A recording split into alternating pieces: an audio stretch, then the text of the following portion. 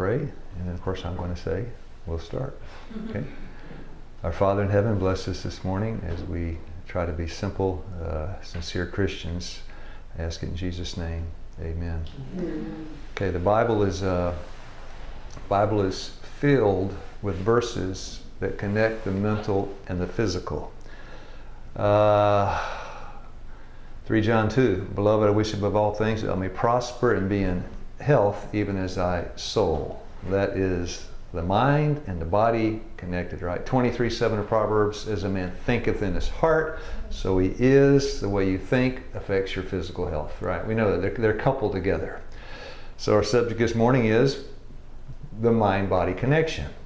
Now Revelation 14:8 and Daniel 1:8 go together. Daniel 1:8, he purposed in his heart not to defile himself with the king's meat or the king's wine. Who is the king? His wine was the wine of what? Babylon. She made all 14:8. She made all nations to drink of the wine of what? Babylon. The wrath of her fornication. It's the wine of Babylon. That's one kind of wine you don't want to drink. So, food for thought. Who'd like to read? Sister Renee. Eat and do season. Now, before you read it, let me ask a question. Can food make you drunk? Oh, yes. Yeah. You ever been drunk on food? Yeah, come on, don't play innocent with me. No, I never have. Never overeaten? No, I don't play innocent with me. Come on, you know how to eat.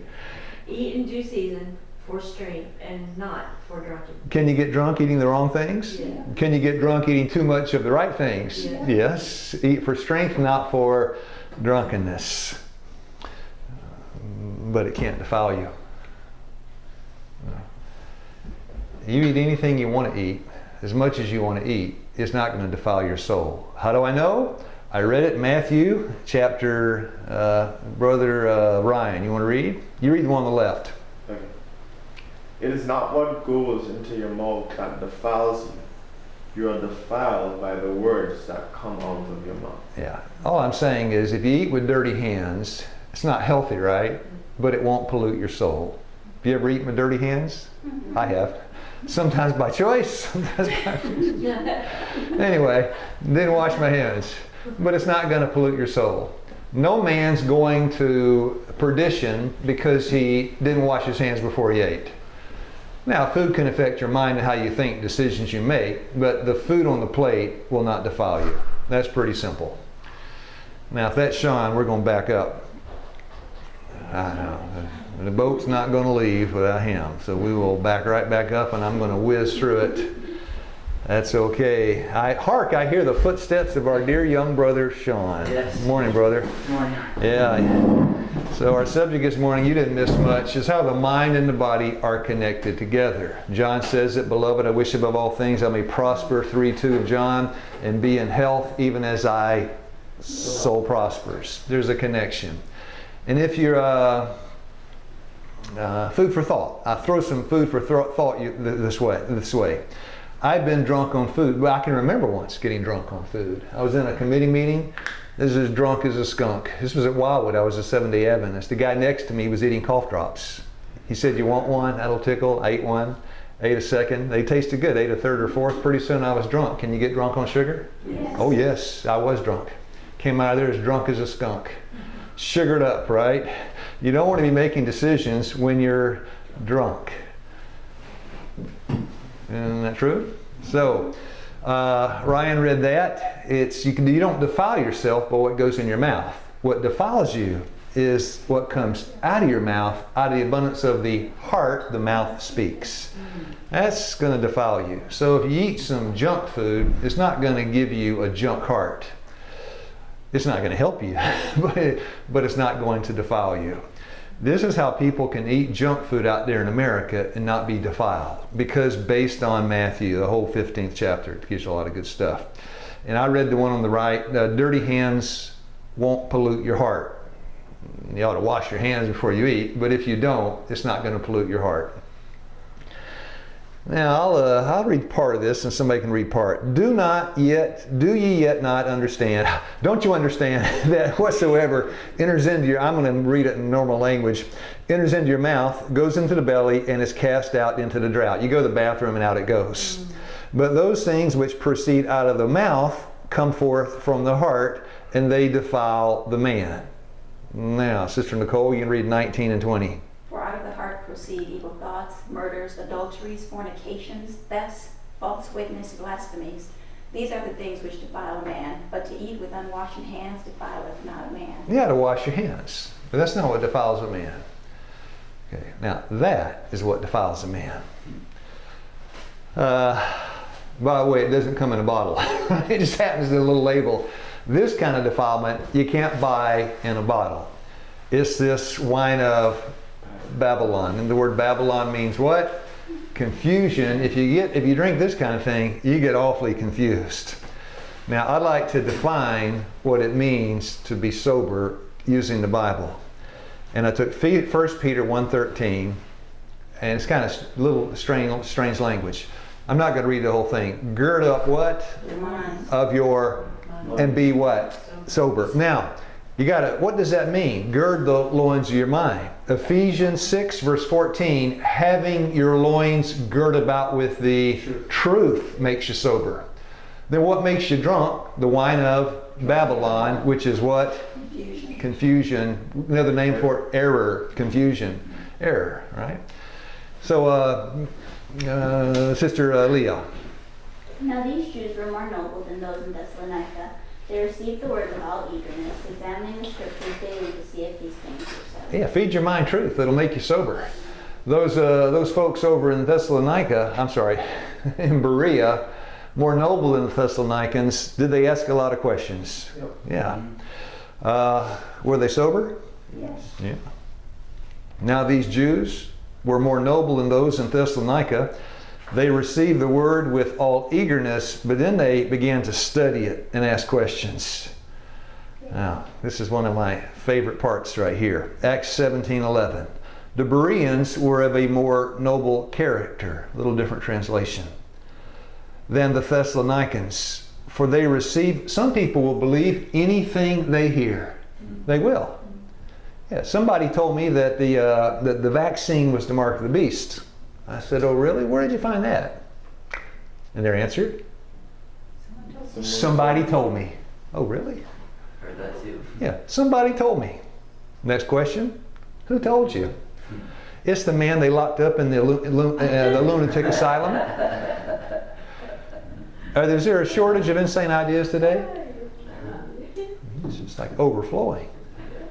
I can name some of them I'm hearing. Last night, I mean, it's just like a regular basis. I get emails, people say crazy things. Yeah. I don't want to start off on that tangent. Now the Bereans were of more noble character than the Thessalonians, for they received the message with great eagerness. It goes back to the Reformation, Martin Luther, the Bible, and that's it. Just show it to me in the Bible. You say that's going to destroy me, show it to me in the Bible. Oh, you say coffee's not in the Bible, give me some science. Well, no, give me some science. Give me some case studies. Give me something I can sink my teeth into and double check it. Give me some randomized control trials with the placebo. Give me something I can bite into. Well, Jane told me that if you do that, you're going to... Jane told Jean, told John, told Jim, told James, told you. You have lost your mind. We believe anything anybody says. We're so gullible, it is an absolute shame. Somebody wrote me last night, and they say, what do you think about so-and-so related to this crisis we face now, this great pandemic? I said, this is what I said, this is what I think, and this is what I say, and this is why I say it. And I gave them the science. Boom, boom, boom, boom, boom, boom, boom, boom, boom. Well, why do you think what you think? Well, I think there's some kind of conspiracy to destroy my brain with nanoparticles. These were more noble than those in Thessalonica. They wanted to see, you only got two kinds of proof in this world today. You only have two kinds of proof. One is the Bible and one is science. Right? Beware the oppositions of science, false science, beware of it. True science comes from God, it leads to God. You got true science and you got the Bible. Other than that, what do you have? personal testimony, my opinion, yeah, that's no good. I'm not going to hang my soul on your opinion. Is that okay? You know, I love you, but yeah, they were more noble than the Thessalonians, for they received the message with great eagerness. They would not even believe Paul. At that time, he wasn't a proven man of God, right? Well, we believe God is using him. We believe he's an instrument. But this understanding of prophetic things, they applied that to Isaiah, not Paul. You know, prophets were the infallible was the Old Testament. Paul is living out the New. They said, well, what you say is good. We see God's used you. You changed your life, but I'm going to check everything you say. And Paul said, what? You're noble. Today we believe anything.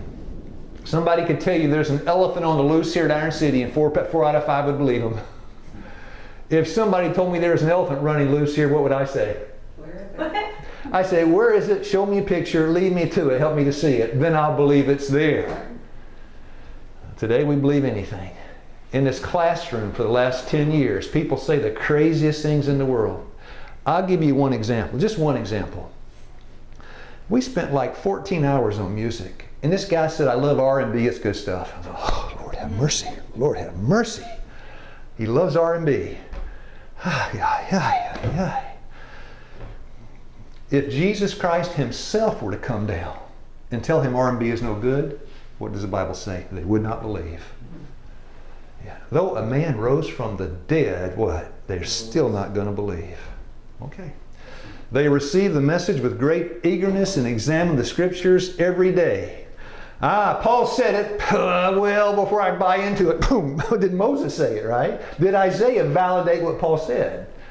And that kind of thinking's been lost from our minds. We don't do that anymore. We buy into anything. We're a fish that swallows what kind of hook? Any kind. So today, here's my sign. By the way, the guy on the right is a... Finish the sentence for me. He's a thrill. I'm a truth seeker, aren't you? Yeah, because the truth, you shall know the truth, and the truth shall what? Set you free.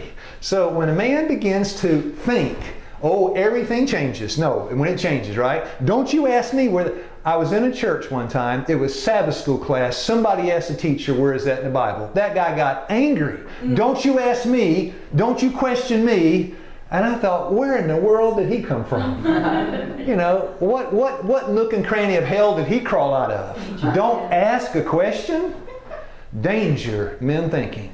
So when you approach medicine, the allopath, the naturopath, the homeopath, the osteopath, and you begin to ask questions, they said, don't you ask us. Because not one reasons from cause to effect. Only Seventh-day Adventists do.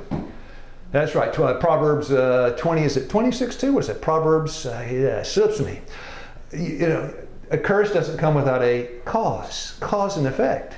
God demands that we question everything before we accept it. Isn't that true? Cause and effect. I got bursitis in my shoulder. Give me a shot. What caused the bursitis? Eating too many pork chops or whatever. It's always cause and effect reasoning. That's the root, that's the foundation of health ministry. Our subject this morning, health evangelism. We're up to 102, not 101 now. Danger, men thinking. Few people in the 26:2, Proverbs 26:2, few reason from cause to effect today. Very few do. Well, I got high blood, man. High blood. I was in a country, they don't say high blood pressure. I got high blood. Oh, you do? Yeah, I got high blood. What are you doing for it? Pills. Yeah, I'm taking a pill. What you got? Oh, I got a diuretic. I got some kind of beta blocker. I got some kind of. Oh, really? Okay. How to lower blood pressure naturally. They call it the silent killer because most people that have a heart attack don't live through it. They never knew they had one. The majority die that have a heart attack. They don't even know they had one. Dead men being buried don't know they even died. Right? That's a Bible verse, by the way. With the spiritual things. So the question is, why hypertension? Isn't that the question to ask? Why? My wife can't stand me. Why? What am I doing? You know? It's always a reason from cause to effect. Because the cursed causes shall not come. Proverbs 26:2. My brain got jarred. Very good. So what's the answer? The world's answer is, boom, there it is, right? I'll give you a pill. That is not God's answer. What's God's answer? That dirty word, CHANGE. Change. No good. I'm not going to change for anybody or anything. And then you're a dead man. Change is part of the gospel. To him that overcometh. You don't get to go up there unless you change down here. And that's an absolute fact. All right, now, Brother Oliver, you want to read? Is ministry of healing? No. Medical ministry. Okay. A disordered stomach means a disordered mind. All right, now, so flip it. How do I order my mind? Order my stomach. And that's kind of almost a play on words. You order your stomach by telling your stomach, no more of that, right? Sister White did that. You're not going to eat any more of that kind of thing, right? You order your stomach. So in Ephesians 6:14, gird up the loins of your, can I change it to stomach? Because the stomach affects the mind. So if your stomach's upside down, so will your body be upside down. Now, atherosclerosis is severe enough to cause, now the interesting thing about that word, you can look and look and look and look and look and look and look and look. What atherosclerotic plaque is, and it's hard to find out what it is. They don't tell you it's pig fat, and they won't say that. It's a pig, right? You eat pork, you eat sardines, you eat anything that's walking, has eyes and goes moo, and you get buildup in your arteries, arterial blockages. We don't like to call it that. We say this plaque is building up. I got plaque, right? Atherosclerosis that is severe enough to cause symptoms carries a high risk of stroke that can lead to brain damage and death. You mean to tell me that my food can affect my mental health? Yeah. Because if you can't get blood to your brain, the brain can't, what did you say? You know, what does Samson say? Get her. She pleaseth me well. Get her. Is there a species of that kind of behavior today? Get her. Get her for me. She looks good. Got nice legs. Come on, we have gotten to the animal part of the human creation. We're lower now than the monkeys. I mean, that's how it is. Isn't that like that today? Yeah. And this is where we're going. Brother Sean, this is a good one for you here. Perfect health depends upon perfect circulation. And if you don't have good circulation, you cannot have good health. If you clog these arteries up, all artery clogging food people eat, Lord have mercy. Now this is the axons and dendrites in your brain, right? This is command central. This is between your ears. There is a delicate mechanism between the brain. Transmission from the axon to the dendrite, it crosses the synapse using a neurotransmitter. But this is where all the action is. That axon, that long fiber coming off that cell body, is coated with something called the myelin sheath. And Neil Nedley in his book, when you can do things that expedite the breakdown of the myelin sheath. What it does is it insulates the axon and facilitates rapid transmission as you think. You got to have sound myelin sheath if you want to think right. And you got to think right if you want to what? Do right. Because as a man thinketh in his heart, 23:7 Proverbs, so he is. Now, I have sat for hours and hours and hours right there. Can you read those interstate signs? Can you tell where that is? What city? No, it is not Chattanooga. Atlanta. Now, it's true, 75 does go to Chattanooga, so that's a good guess. That is Atlanta. The bypass is called I-285. What is a bypass? You bypass? All right. In Atlanta, you're bypassing Atlanta. The bypass starts north of Atlanta, hits 75, right? And you go around and you hit 75 south of Atlanta. That's the bypass. Why would anybody take the bypass? Shorter. It's shorter, it's quicker. Now all that traffic in the city, what is a heart bypass? Yeah. That's it. Because you have eaten so much garbage and filled up your arteries with so much plaque, and we'll be diplomatic, plaque, you have to go in, you take an artery out of your vein, a vein out of your calf, go up, reroute around the blockage in your artery. So you open up your own personal 285. This is what bypass surgery is. It is literally you bypass the blockage, and generally they cut it out of your calf, take it up and use it in your heart. Isn't that wild? Sister Barbara, you want to read? Why you may need heart bypass surgery causes when plaque, which is a material in the blood, You see it? It's a material in the blood. What could that be? Keep going. builds up on the walls of the arteries. There's less blood flow to the heart muscle, and it is more likely to tire and fail. Because if a heart doesn't receive blood, there's oxygen in the blood, there's life in the blood, the heart, myocardial infarction. They got fancy names for a heart attack. What it is, you overdosed on pig fat and your heart broke down. I'm sorry. That's the rubber meeting the road. That's what it is. You're eating all that junk and you did your heart in. You might as well take a shotgun and put it in your mouth. It's about the same thing. One is death quickly, one is death on the installment plan. What is a heart bypass surgery? Now, Sean, this is for you. The other one's no good. You didn't get to read much. Heart bypass surgery, also known as coronary artery bypass surgery, attempts to replace damaged arteries in the heart. A surgeon uses blood vessels from another area of the body to repair the damaged arteries. Isn't that wild? Now, and the word stenosis, in medical terms, the word stenosis means narrowing down. Intracranial means where? It's in your head. If you have blockages in your head, instead of the ones going to, by the way, all blockages are systemic. You got it in one place, you got it where? Everywhere. Everywhere. So this time, what gets you before your heart breaks down, there's a breakdown in the brain called a what? Stroke. I'm speaking in the, sorry, let me use a big word, the vernacular. This is a language people can understand. Yeah, it's a breakdown in the brain, right? Is that you got two kind of strokes. You got ischemic and hemorrhagic. Ischemic means that there is a blockage of oxygen to the brain. Hemorrhagic means the brain blood vessel is burst and blood is pumping into the brain. Intracranial stenosis is a narrowing of an artery inside the brain, a buildup of plaque inside the artery wall. What is that plaque anyway? What is that stuff anyway? Well, that's fibrin and calcium. No, it's not. Those are minor components. The chief components is what? Come on, say it. Pig fat, or you could say beef fat or lamb fat or milk fat. It's saturated fat. That's chiefly. You say, I don't believe that. Well, I'll show you something in a second.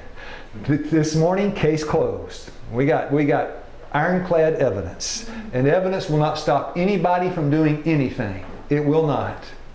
Can you read the side of the cigarette pack? This cigarette will kill you dead, and then do what? Smoke that thing anyway. Can you know, did I tell you my experience when I was going to Berry College? I was taking biology class. I was a drunk drinking between classes. I drank a beer at 24, 25, 26, looked in the rearview mirror, going to biology class, see red spots and bursting capillaries in my face. I look at the beer, that's because of you. What do I do with the beer? I drank the thing. This is how crazy we have become on the earth. There is a sign just outside the earth, no visitation on this place. This is the insane asylum of the universe that's here, planet Earth. We're the only crazy folks in the universe. And it's all concentrated where? Here. Prove it. Okay. Bursting the capillaries in my face. Here I go. Let me have another. That is absolute insanity. God have mercy on us down here. Stenosis. Stenosis means narrowing down. Stenotic experience, you got narrowing down of your arteries, right? Intracranial stenosis, can that affect how I think? A narrowing down of my blood vessels in my brain? She pleases me well. What was he eating for breakfast? It was not the breakfast of champions. What's the breakfast of champions? It means oatmeal. Oatmeal with a few apples on top. Intracranial stenosis is a narrowing of an artery inside the brain. A buildup of, here it comes, plaque. I wonder what that is. Inside the artery wall reduces blood flow to the brain. There's a better picture of it. Now, when I was in the military, I get free health care at the VA down here in Muscle Shoals. When I went, I'd never heard of this before. This is somewhat new. Now, I think this was 3 years ago. I think I was about 62. And he told me something about this 10-year cardiovascular health design risk study. He said, we have a new thing out now. It's long-term risk. It's the 10-year cardiovascular risk something or other, he called it. I said, what does that mean? He said, it's time to put you on statins, because evidence shows us that if you begin medication at 62, you almost will not have a heart attack in the next 10 years. If you don't take the medication, is it 20%? Did I have it written down there? Yeah, I've got it there. If you don't take the medication, I didn't put it on there. If you don't take the medication, the chances of you having a heart attack in the next 10 years is 22%. I thought, he's got to be kidding me. This is evidence we're in an insane asylum. Yeah, because you may not have a heart attack, but you just may have cancer or something else from the statins. So, where is it? Did I not put that in there? No, I didn't. I'm sorry. Treatment with statins in elderly patients. It was explaining about this 10-year risk factor, and when you get into your 60s, you need to start taking these statin drugs. Now, somebody will say, well, what's a statin drug? You got Lipitor, you got a bunch of them. Sister Cole, you want to read? Statins are a class of medicines that are used to lower blood cholesterol levels. They do this by blocking the action of an enzyme in the liver that is necessary for making cholesterol. Why would you need your production of cholesterol reduced? Because, friends, cholesterol, you need it for membranes of the cells. You need cholesterol for many things. The body makes all you need.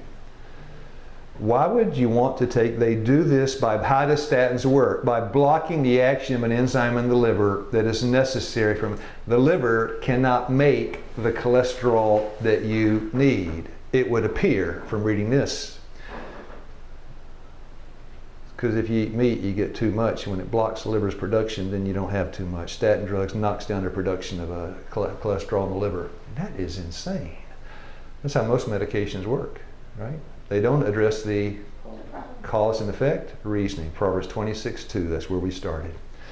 So the most efficient treatment against atherosclerosis is the treatment with statins that have shown to decrease the risk both of stroke and coronary artery disease in all age groups. This is what my doctor told me.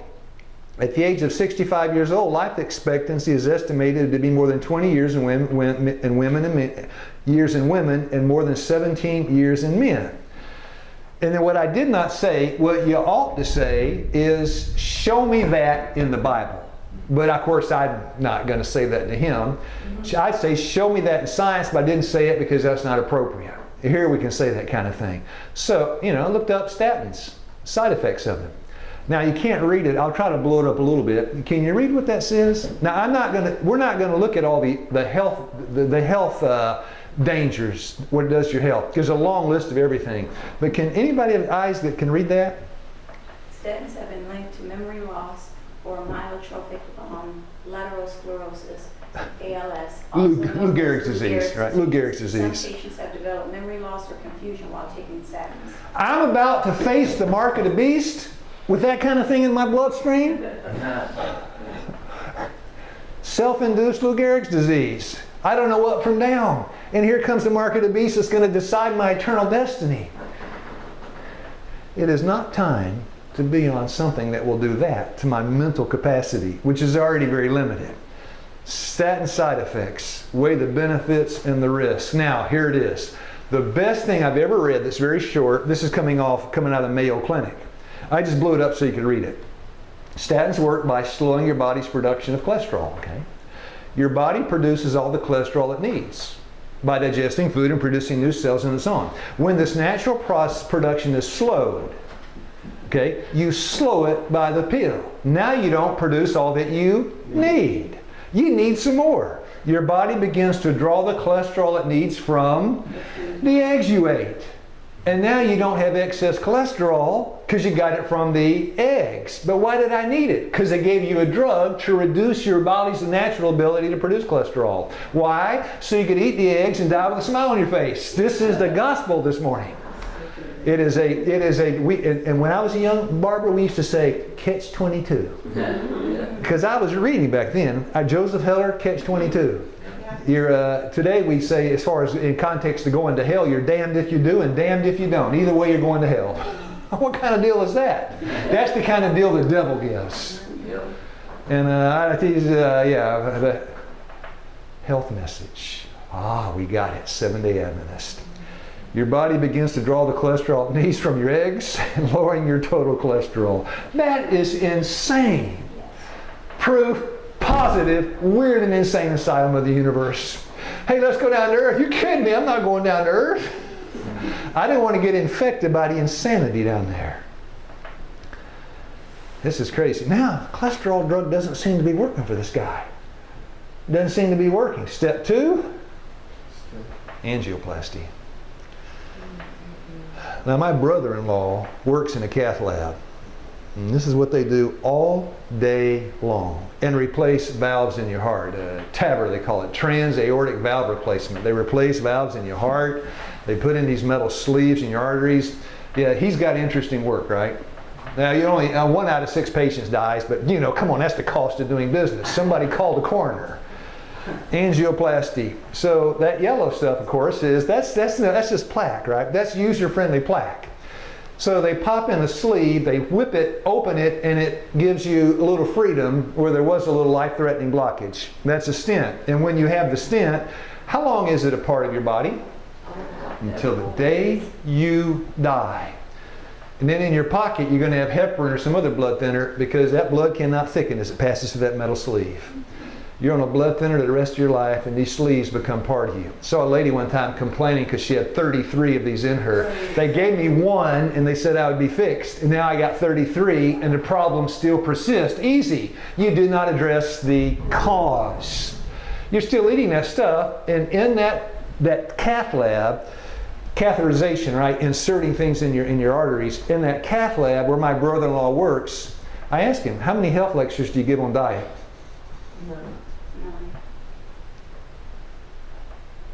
What can angioplasty do for you? Harvard says nothing. Nothing.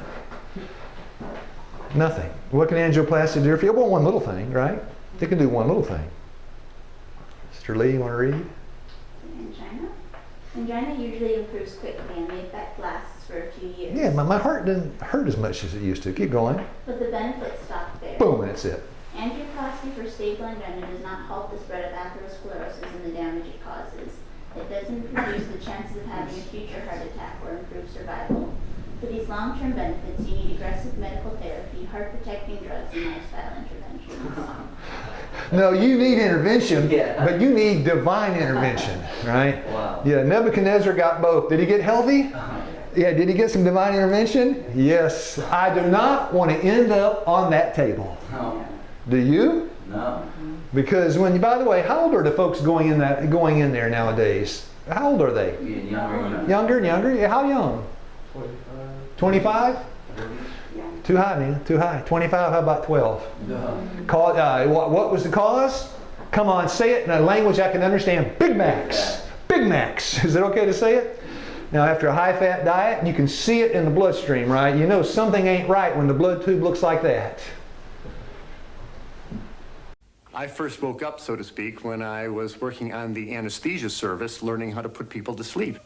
And I was seeing my patients for the next day's surgery for coronary artery bypass surgery in order to bypass clogged arteries in their heart. Because it was late at night, I drew the man's blood test. And when I took the blood to the laboratory and had it processed, I couldn't believe my eyes. Now, normally, this liquid layer floating on top of the blood clot is quite transparent. It's a yellow, but quite clear. You can see right through it. The blood in this patient's tube, however, was anything but clear. The serum floating on his clot was thick and greasy white. It looked like glue. In fact, it stuck to the sides of the blood tube when I shook the tube. I went back to the patient. I said, Mr. Phillips, did you eat before you came to the hospital tonight? He said, yes. I said, what did you have? He said, I had a cheeseburger and a milkshake. And when he said that, I realized that what I was looking at in his tube was all the fat in the beef burger, all the butter fat in the cheese, and the butter fat in the ice cream and in the milkshake. And all this fat had oozed out into his blood and actually turned his blood fatty. The next morning, we took Mr. Phillips to the operating room, and I put him to sleep, and the surgeon opened up his chest. And from these arteries, he began pulling out yellow, greasy deposits of fatty material called atherosclerosis. This is a beautiful example of what atherosclerosis looks like. There it is. And I'm going to just gently tug on this now. I love it. It's a little hard to pull. Dr. Coupot, if you could give a little pull too. We'll see if we can get this thing out. We are just holding our breath so that you will finish the case.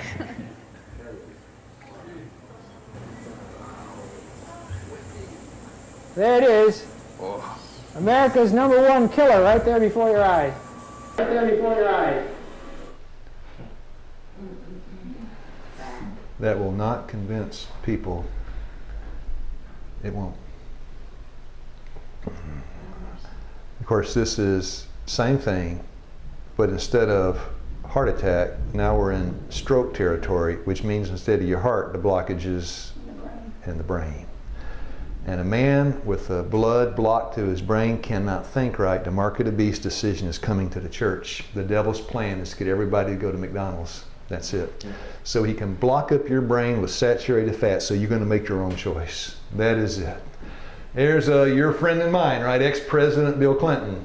They put him on the table, cut him open, and bypassed his heart, right? Where did he go for lunch? Fat City, right? Thank God he woke up. Yeah, thank God he woke up. And Clinton could see the doctors had nothing for him. And he began to read, dangerous. He began to read books. And he read these books. And then he read that book. And then he heard this guy. And then he said, I see light at the end of the tunnel. This is CNN.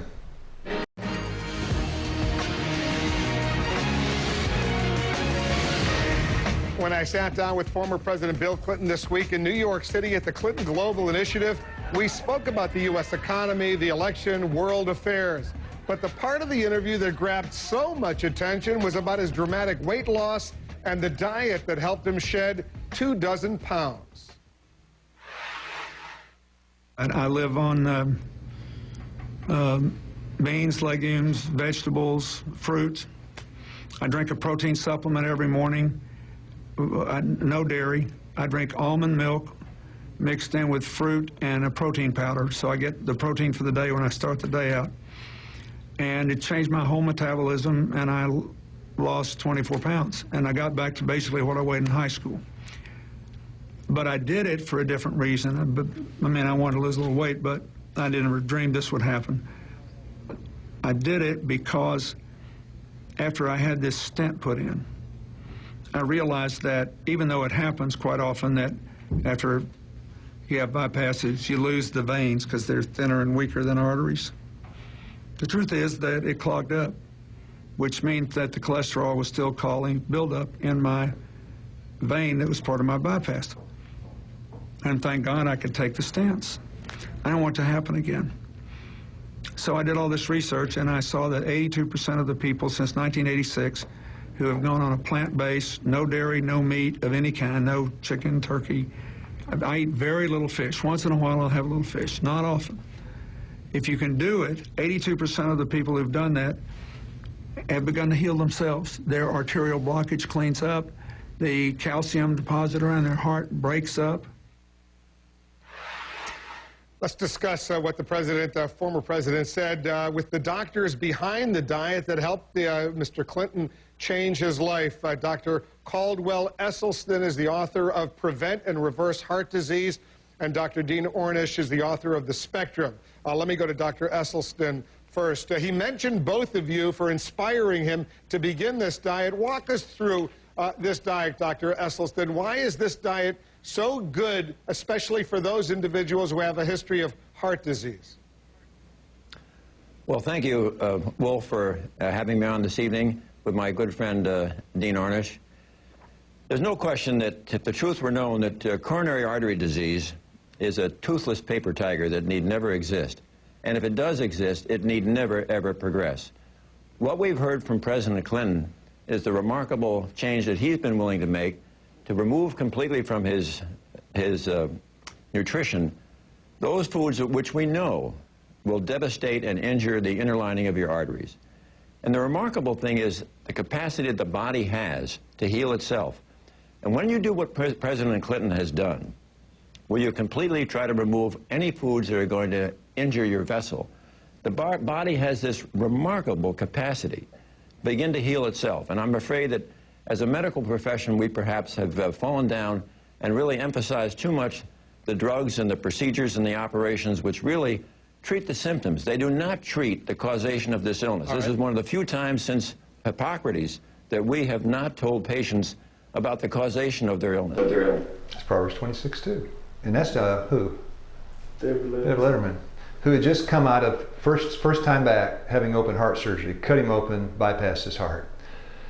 David Letterman just came from the bypass. Robin Williams is headed for the bypass. Of course, he's on the David Letterman show dressed up in a surgery gown. Wonder why? For those of you playing the home game, I mean, I haven't had any closed captioning. Now, closed captioning. In May, I'm having David back. David back. No, they didn't do. Oh, can I take this off now? I think. Yes. After a while, I feel like I'm going to jump into a pool. Take it off so people know that it's actually you. It's actually me. Yeah. So people know that it's actually you. It's actually me. Yeah. Dressed like this. This is actually how I dress at home. You know, isn't it funny? That's funny. Man gets bypass surgery. It's funny.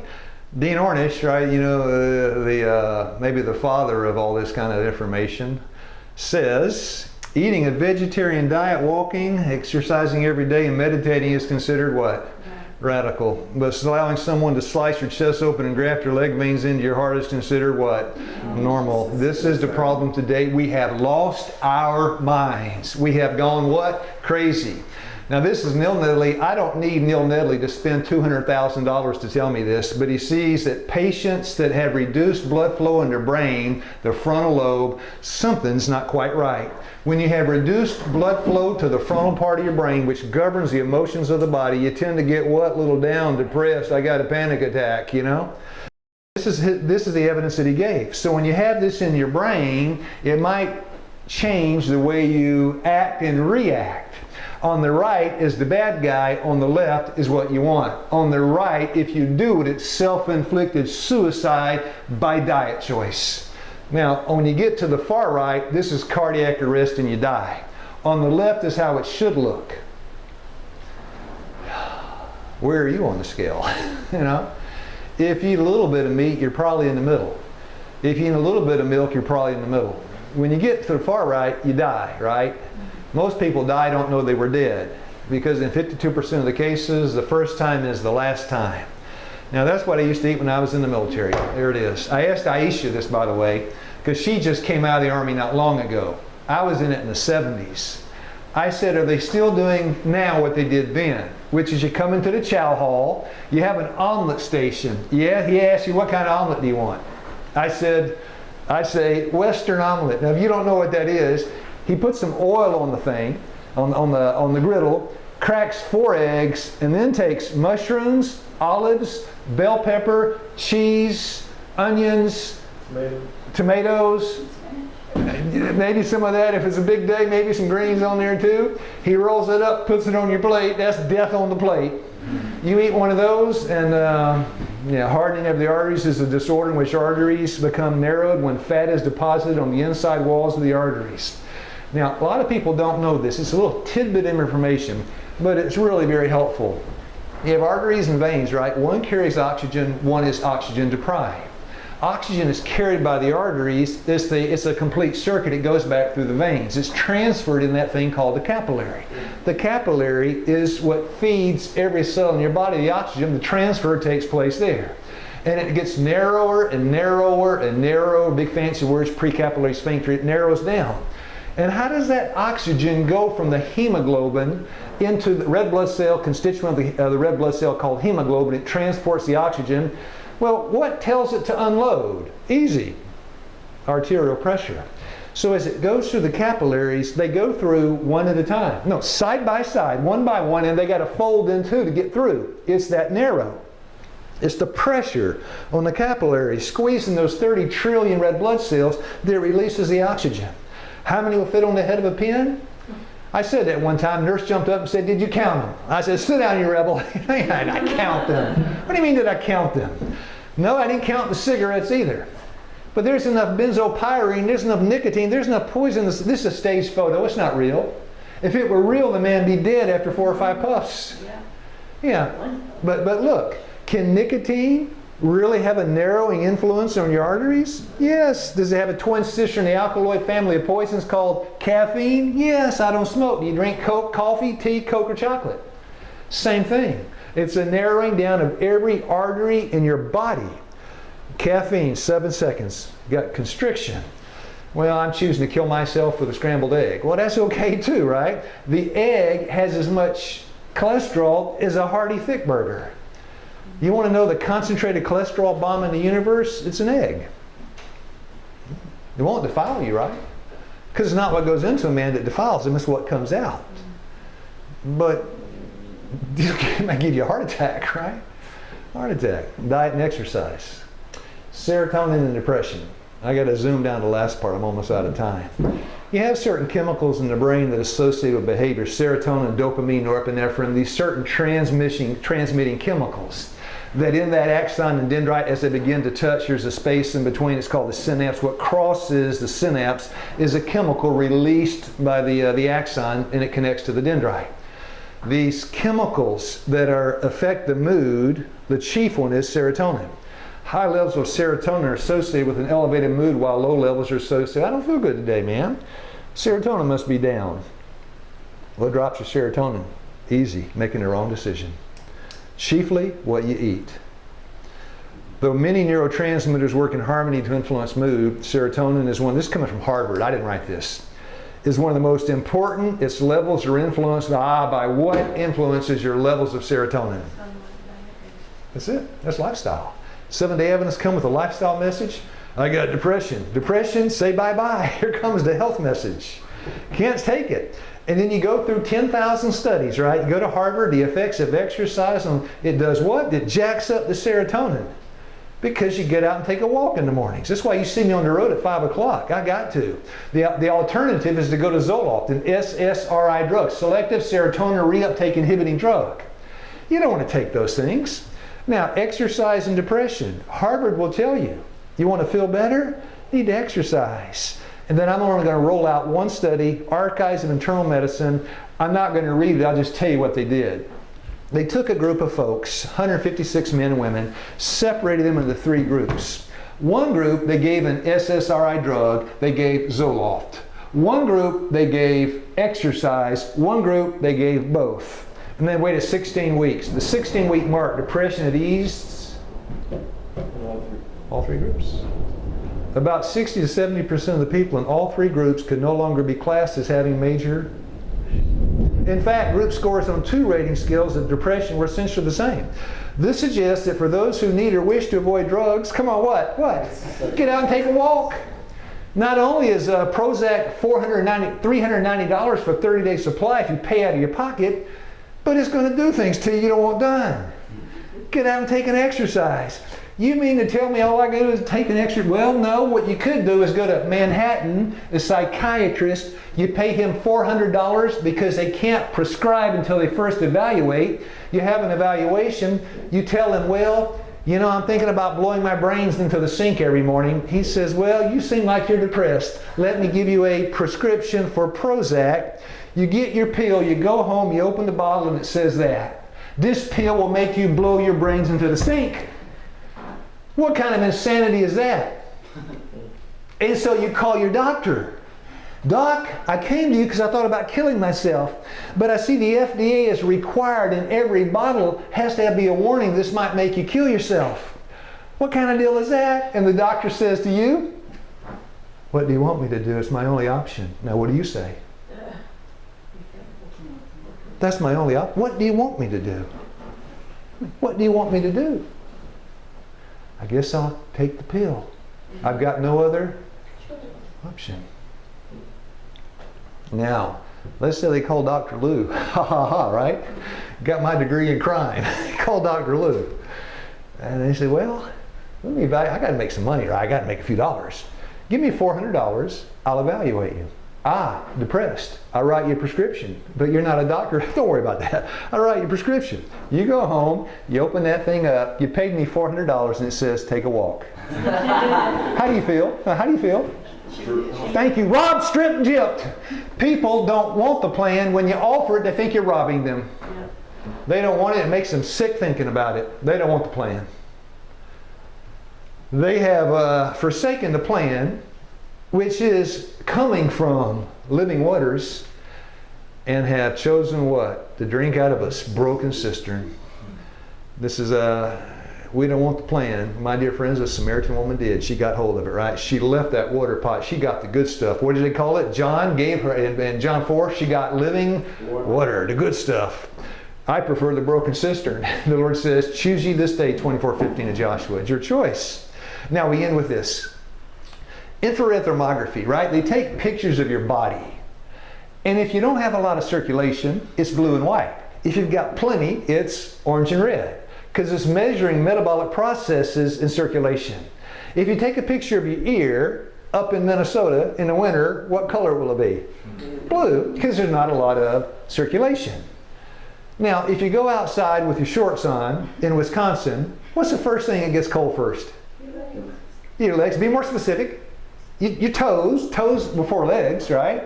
And what else? I do it sometimes in the winter here. Fingers get cold. Ears get cold because in your ears, your toes, and your fingers, you have smaller circulation. The major circulation is the internal trunk to keep the internal organs warm. You got a whole lot in your brain. Now, group of students taking the MCAT. Half sit down, half take a walk. Guess which ones, don't read anything, guess which ones took the walk? Of course, no brainer. Next question, guess which ones did better on the test? That's it. Is exercise part of the plan of passing the mark of the beast test? Yes. You do not want depressed circulation in your brain when you take that test. Last but not least, people read the first part, but they don't read the last part. They don't read the part where it says a whole food plant-based diet will make you 10 times wiser, just like Daniel. They don't read that part. I'll read what people read. Grains, fruits, nuts, and vegetables constitute the diet chosen for us by our Creator. Yeah, but it's optional. These foods, prepared in a simple and natural manner as possible, that's unprocessed, unrefined, are the most healthful and nourishing. Well, that's nice. But I want some cotton candy today. I'm my sweet tooth craving. They impart a strength, a power, endurance. Boom, there it is right here. What's it say? Bigger and smarter. That's it, smarter. If you want to be smarter than the average bear, you need to take that junk out of your diet. That means no white pasta. That means no tofu. Tofu is processed as long as the day. You realize that, right? Tofu, highly processed. White pasta, highly processed.